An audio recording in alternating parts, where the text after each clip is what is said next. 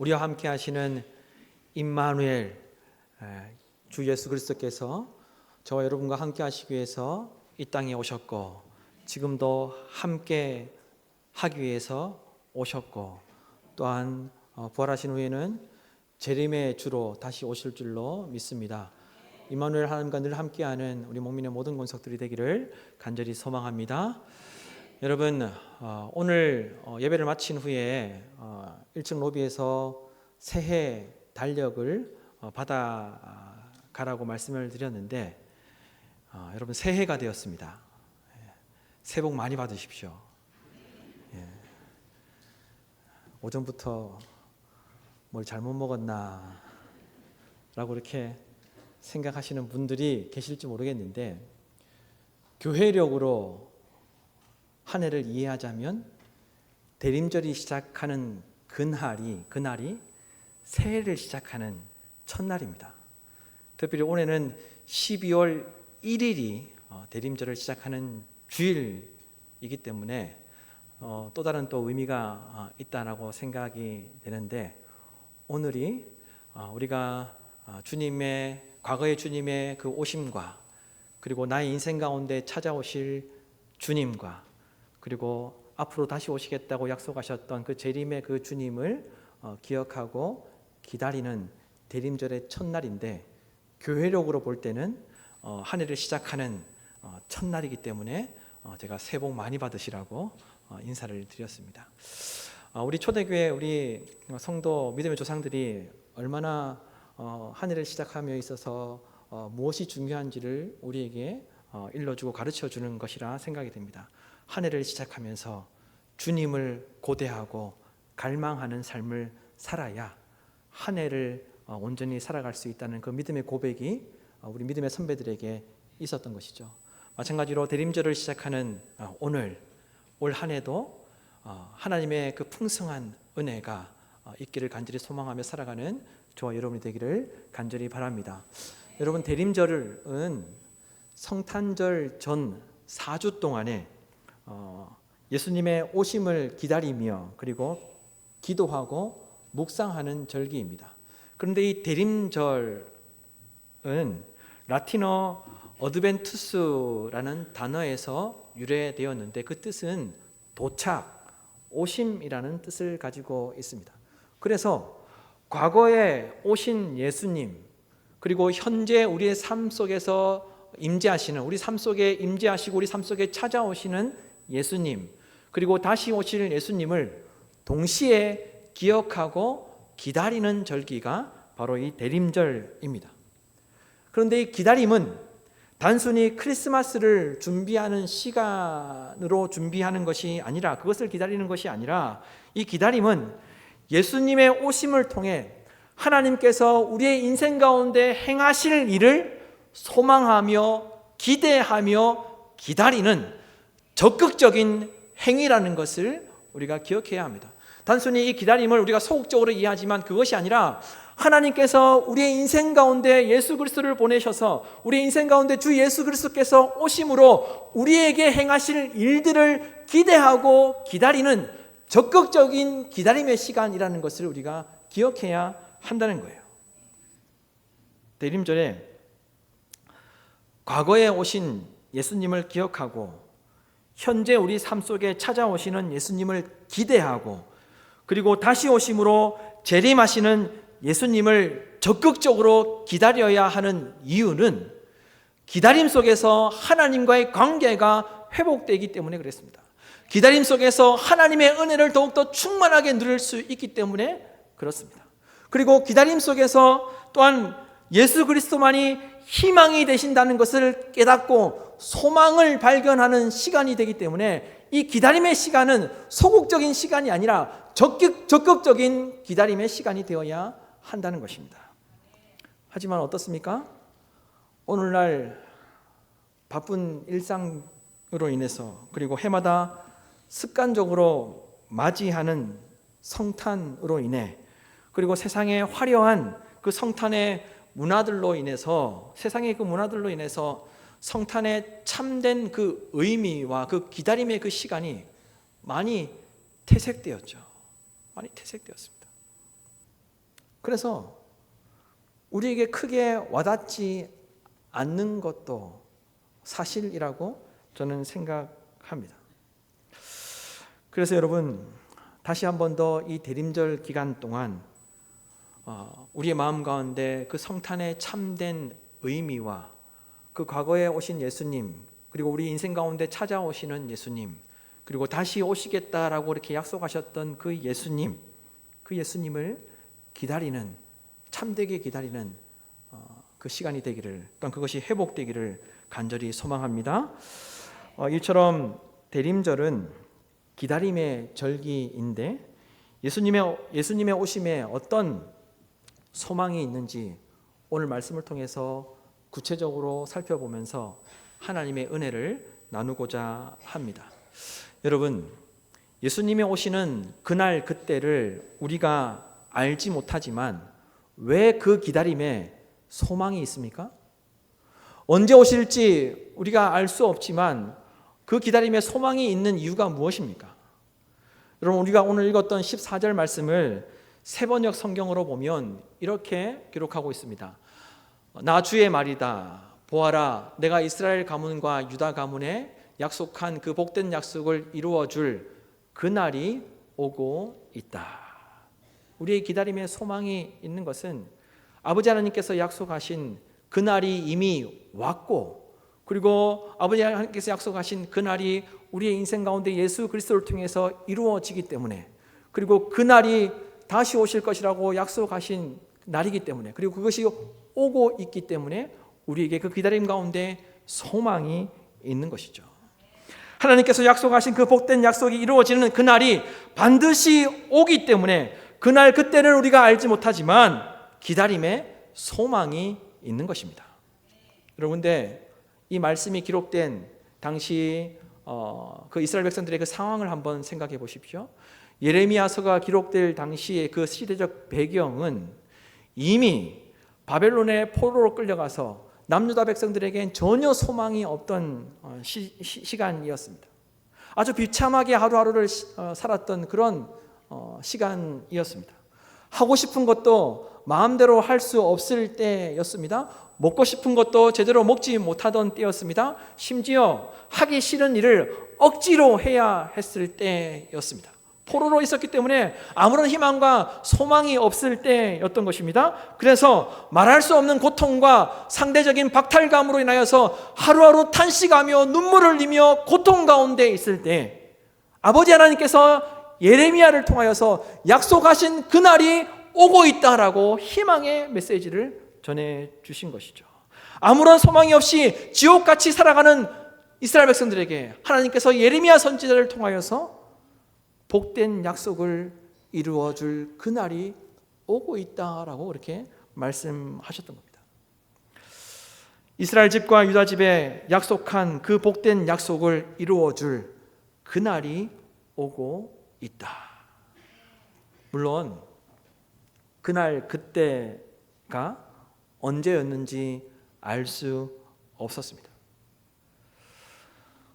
포로로 살고 있는 남유다는 하나님께서 약속하신 복된 약속이 이루어지는 그날이, 그리고 그때가 언제 올지, 그리고 정말 올지, 그 약속이 언제 우리에게 이루어질지 알 수 없었습니다. 그럼에도 불구하고 그 약속을 붙잡고 그날 그때가 오기를 기다리며 하루하루 살았던 것이죠. 그들에게 그 약속이 이루어지기까지 기다림의 시간이 필요했던 것입니다. 하지만 여러분 어떻습니까? 오늘날 우리가 분명하고 확실하게 알고 믿는 것은 예레미야에게 약속하셨던 그 약속의 말씀이 예수 그리스도의 탄생으로 말미암아 이루어졌다는 것을 우리는 하나님의 말씀을 통해서 확실히 보고 있고 또한 믿고 있습니다. 그러므로 오늘 말씀을 통해 우리도 하나님의 약속을 믿는 성도로서 그 약속이 반드시 성취될 것이라는 믿음을 가지고 우리도 이 땅 가운데 인내하며 주님의 다시 오심을 기다리며 살아야 할 것입니다. 하나님의 약속이 반드시 이루어질 것이라고 믿고 기다림으로 예수님이 오신 것처럼 우리 각자에게도 예수님의 그 찾아오심이 나타나기를 간절히 소망합니다. 그리고 다시 오신다고 약속하신 예수님의 재림을 온전히 기다리는 믿음의 성도들이 다 되시기를 주님의 이름으로 축원합니다. 여러분, 예수님이 오실 그날 그때를 알지 못하는 기다림에 소망이 있는 이유가 무엇입니까? 예수님이 언제 오실지 우리는 알지 못하는데 그럼에도 불구하고 그날 그때를 기다림에 있어서 소망이 있는 이유가 무엇입니까? 첫째로 예수님의 오심을 통해서 예수님을 통해 평등과 공평과 정의가 실현되기 때문에 우리의 기다림에 소망이 있다는 것입니다. 여러분 15절 말씀을 보십시오. 15절 말씀을 다 같이 한 목소리로 읽도록 하겠습니다. 그날 그때에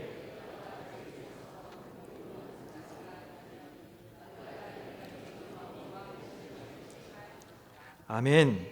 이 말씀이 선포되었을 때에는 찬란했던 다윗의 가문, 다윗의 왕조는 하나님의 심판으로 인하여서 완전히 멸망했을 때였습니다.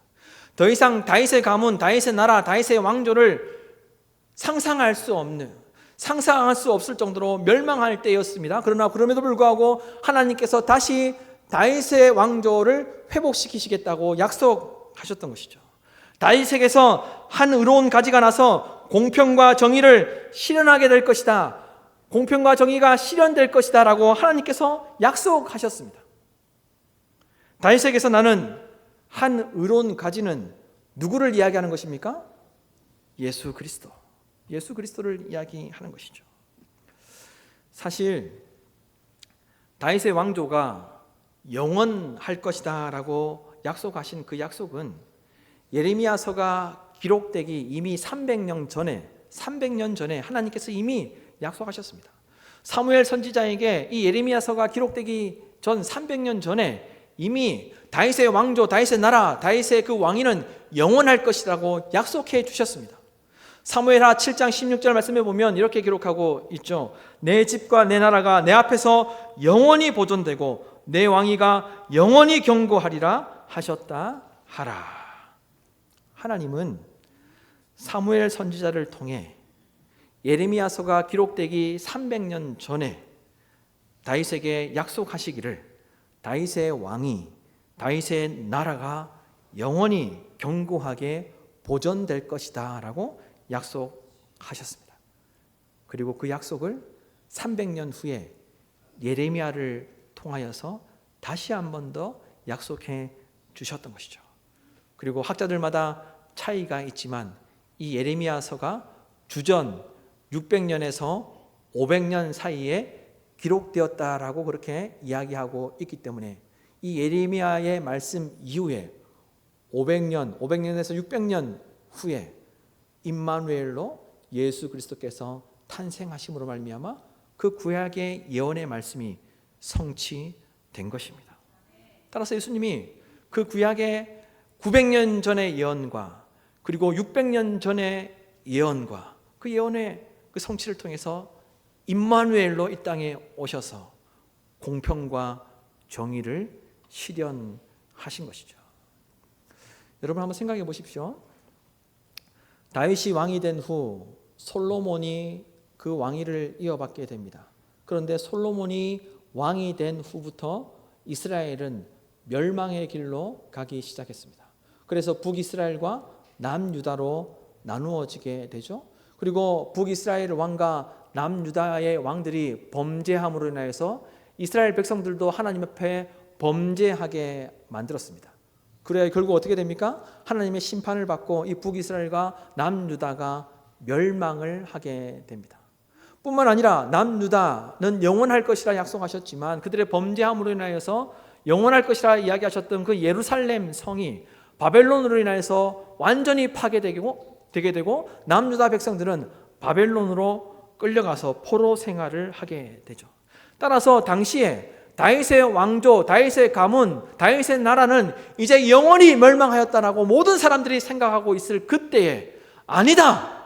다윗의 왕조, 다윗의 왕이, 다윗의 나라는 영원히 보존될 것이다. 다윗에게서 한 의로운 가지가 나서 정의와 공평, 평등을 실현하게 될 것이다 약속하셨는데 그 약속이 600년 후에 실제로 성취되게 된 것입니다. 아무도 소망이 없다고 할 그때, 아무도 기대할 수 없을 그때에, 아무도 희망과 소망을 가지고 살아갈 수 없을 그때에 하나님은 예레미야 선지자를 통해서 다윗을 통해서 새로운 나라가 시작될 것이다. 다윗을 통해서 새로운 나라를 다스리는 통치가 이루어지게 될 것이다 라고 이렇게 말씀하셨던 겁니다. 그리고 그 약속이 600년이 흘러서 예수 그리스도의 탄생을 통해서 성취되었던 것이죠. 그 약속대로 예수 그리스도는 만왕으로 이 땅에 오셔서 죄악으로 가득한 세상과 사람들을 하나님과 화목하게 하셨고 구원해 주셨습니다. 공평과 정의를 실현해 주셨습니다. 뿐만 아니라 이것으로 끝난 것이 아니라 예수님이 이 땅에 오셔서 하나님의 뜻에 따라 그 사명과 그 직분을 감당하시면서 십자가의 길을 가셨고 십자가에서 죽으셨지만 다시 부활하셨습니다. 그리고 승천하시면서 또다시 약속하셨습니다. 내가 다시 올 것이다. 초대교회 성도들이 예수님께서 승천하시면서 내가 다시 오실 것이라고 말씀하셨던 그 약속의 말씀을 온전히 믿지 못하고 로마의 핍박과 또한 로마의 박해로 인하여서 배교하는 사람들, 신앙을 저버리는 사람들이 나타나기 시작했습니다. 그래서 하나님은 또다시 사도 요한을 통해서 예수님께서 다시 오실 것이다 라고 요한계시록을 통해서 약속해 주셨던 것입니다. 요한계시록 5장 5절 말씀에 보면 이렇게 기록하고 있습니다. 장로 중에 한 사람이 내게 말하되 울지 말라. 유다 지파의 사자 다윗의 뿌리가 이겼으니 그 두루마리와 그 7인을 떼시리라 하더라. 하나님께서 사도 요한을 통해서 다시 한 번 더 그 신약 시대를 살아가는 초대교회 성도들에게 고통과 고난 가운데 있지만 다윗의 뿌리가 이겼다라고 이렇게 말씀하셨습니다. 이 다윗의 뿌리가 누구이십니까? 예수 그리스도이시죠. 요한계시록 7장 17절 말씀에 보면 이런 말씀도 있습니다. 어린 양이 그의 목자가 되사 모든 눈물을 씻어 주실 것이다. 예수 그리스도가 다시 재림하여 이 땅에 오셔서 목자가 되어 주셔서 많은 성도들의 고통과 고난을 덮어주시고 위로해 주시고 그들의 눈물을 씻어 주실 것이다 라고 하나님께서 사도 요한을 통해서 다시 한 번 더 약속하셨던 것입니다. 여러분, 하나님께서는 약속하신 바를 정하신 때에 반드시 이루어 주시는 줄로 믿습니다. 예수 그리스도가 구원의 약속대로 탄생하심으로 다윗의 왕조를 살리심과 같이 예수 그리스도께서 이 땅에 오심으로 말미암아 공평과 정의로 저희를 살리시는 줄로 믿습니다. 따라서 여러분, 우리의 소망과 믿음이 헛되지 않다는 것을 온전히 믿으시기를 바랍니다. 그래서 예수 그리스도께서 우리의 삶 가운데 찾아오심을 다시 한 번 더 기대하시며 예수 그리스도께서 다시 오시는 재림을 기다리며 소망을 가지고 살아내는 우리 목민의 모든 권속들이 되기를 간절히 바랍니다. 둘째로, 예수님이 오실 그날 그때를 알지 못하는 기다림에 소망이 있는 이유는 둘째로 예수님을 통해 구원받고 예수님을 통해 살게 되기 때문에 그 기다림에 소망이 있습니다. 여러분 16절 상반절 말씀 화면을 보시고 다 함께 큰 소리로 한 번 더 읽도록 하겠습니다. 그날에 유다가 구원을 받겠고 예루살렘이 안전히 살 것이며. 아멘. 이 말씀을 공동번역 성경을 보면 이렇게 번역되어 있습니다. 다시 한 번 더 화면을 보고 함께 읽도록 하겠습니다. 그날 유다는 살 길이 열려 예루살렘에서는 모두들 마음 놓고 살게 되리라. 아멘. 그날이 언제입니까? 예수 그리스도께서 오시는 날. 예수 그리스도께서 우리의 인생 가운데 찾아오시는 날. 그날을 이야기하는 겁니다. 예수 그리스도께서 우리의 인생 가운데 찾아오시는 그날 살 길이 열려 예루살렘에서는 모두들 마음 놓고 살게 될 것이다. 아멘. 여러분, 여기서의 안전이라는 이 히브리 말은 불안과 공포로부터 자유를 준다는 의미입니다. 불안과 공포로부터 자유를 준다. 예레미야에게 약속하셨던 그날이 600년 후에 예수 그리스도의 탄생으로 말미암아 성취되었습니다. 뿐만 아니라 지금도 성취되고 있습니다. 우리 주 예수 그리스도께서는 지금도 우리의 인생 가운데 찾아오셔서 우리를 살도록 하시고 살 길을 열어주시고 마음 놓고 살아가도록 인도해 주시는 줄로 믿습니다. 마태복음 2장 6절 말씀에 보면 이런 말씀이 있죠. 유다 땅 베들레헴아, 너는 유대 고을 중에서 가장 작지 아니하도다. 내게서 한 다스리는 자가 나와서 내 백성 이스라엘의 목자가 되리라.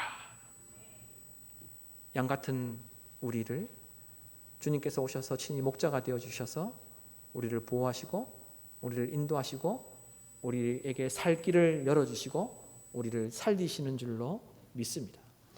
요한일서 5장 12절 말씀에 보면 이 요한 사도가 예수 그리스도에 대해서 이렇게 이야기합니다. 아들이 있는 자에게는 생명이 있고 하나님의 아들이 없는 자에게는 생명이 없느니라. 예수 그리스도가 있는 자에게는 생명이 있고 하나님의 아들이신 예수 그리스도가 없는 자에게는 생명이 없다라고 말씀하셨습니다. 이 땅에 그 어떤 것도 그 누구도 우리를 구원하고 우리를 살리는 것이 아니라 오직 예수 그리스도께서 우리를 구원하시고 우리를 살게 하시고 우리를 살리시는 줄로 믿습니다. 그 예수 그리스도께서 저와 여러분에게 찾아오셨습니다.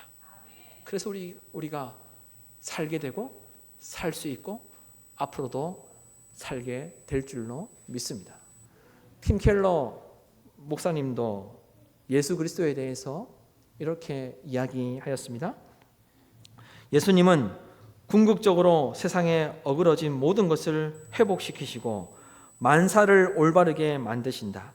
예수님은 이 땅에 처음 오셨을 때 우리의 죄를 위해 고통당하는 약한 모습으로 오셨다. 그러나 그분이 재림하실 때는 세상을 심판하시며 모든 악과 고통, 파괴, 죽음을 종료시키실 것이다. 이것이 의미하는 것은 그리스도의 구원 목적이 단순히 우리 영혼을 구원하여 이 물질 세상의 저주와 고통을 피하게 하는 것만이 아니라는 것이다. 오히려 최종적인 목적은 물질 세상을 갱신하고 회복하며 우리의 영혼뿐만 아니라 우리의 몸까지도 모두 구속하는 것이다. 정리해서 이야기하면 예수 그리스도는 우리의 영혼뿐만 아니라 우리의 몸까지도 그리고 우리가 살아가는 모든 곳에서 우리를 살리실 줄로 믿습니다. 여러분, 불안과 공포로부터 해방시켜 주시고 우리를 자유롭게 살도록 하시는 이는 누구이십니까? 예수 그리스도이십니다. 예수 그리스도가 살게 하십니다. 이스라엘이 망했고 남유다도 망했고 예루살렘 성전도 파괴되었습니다. 여러분, 그 이유가 무엇입니까? 하나님을 찾고 하나님의 도우심을 기다려야 했던 그들이 그렇게 하지 않았기 때문에 그렇죠. 하나님을 찾아야 할, 하나님의 그 도우심을 기다려야 할 하나님의 백성들이 세상의 힘을 얻고자 했을 때 불안과 공포와 두려움에 종속되고 말았습니다. 그리고 결국 멸망하고 말았습니다. 여러분, 예수 그리스도의 구원의 은혜를 누리며 불안과 공포로부터 자유롭게 살 길은 오직 하나입니다. 예수 그리스도를 찾고 예수 그리스도를 기다려야 합니다. 그리고 예수 그리스도께서 우리에게 찾아오심을 통해 우리가 불안과 공포로부터의 해방을 누리며 또한 자유롭게 살게 될 줄로 믿습니다. 우리의 마음을 하나님께만 쏟으면, 예수 그리스도만을 찾으면 오직 예수 그리스도께서 우리를 모든 상황 속에서 구원하시고 안전하게 살게 하실 줄로 믿습니다. 이와 같은 믿음을 가지고 대림절을 보내는 저와 여러분이 되기를 간절히 소망합니다. 마지막 셋째로 예수님이 오실 그날 그때를 알지 못하는 기다림에 소망이 있는 이유는 셋째로 하나님께서 의롭게 하시기 때문에, 하나님께서 의롭게 하시기 때문에 그 기다림에 소망이 있습니다. 여러분 16절 하반절 말씀을 화면을 보시고 다 함께 읽도록 하겠습니다. 이 성은 여호와는 우리의 의라는 이름을 얻으리라. 이 성은 여호와는 우리의 의라는 이름을 얻으리라. 예루살렘 성은 여호와는 우리의 의라는 이름을 얻으리라는 이 말은 하나님께서 우리에게 주신 의를 통해서 우리가 의로워질 수 있다는 것을 이야기하는 것입니다. 다시 말해서 예수 그리스도가 의로우시기 때문에 하나님은 우리의 모습으로 인해 우리를 평가하거나 우리를 차별하지 않으신다는 거예요. 하나님의 다스림을 받는 백성들은 예수 그리스도로 말미암아 의롭다함을 얻을 것이고 하나님으로부터 의롭다함을 받고 구원받게 될 것이라는 것을 이야기하신 것입니다. 여러분, 예수 그리스도는 아무런 죄나 허물도 없으셨지만 선택하신 백성들을 구원하시기 위해서, 살게 하시도록 하기 위해서, 의롭게 하시도록 하기 위해서 자기 목숨을 아낌없이 버리셨습니다. 주님은 자신의 의로움을 나타내심으로 우리로 하나님 앞에서 의롭게 하셨습니다. 따라서 하나님은 우리를 평가하거나 차별하지 않으신다는 거예요.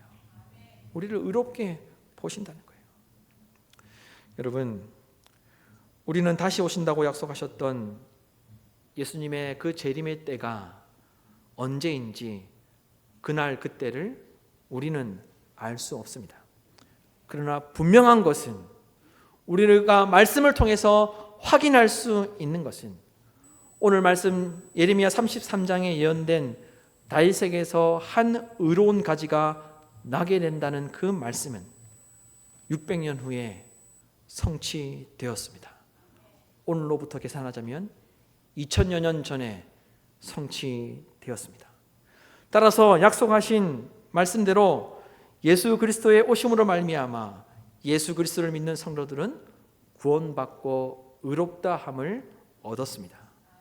여러분, 예수님께서 부활하여 승천하시며 다시 오시겠다고 말씀하신 그 약속도 요한계시록에 약속하신 대로 예수 그리스도의 재림으로 반드시 성취될 줄로 믿으시기를 바랍니다.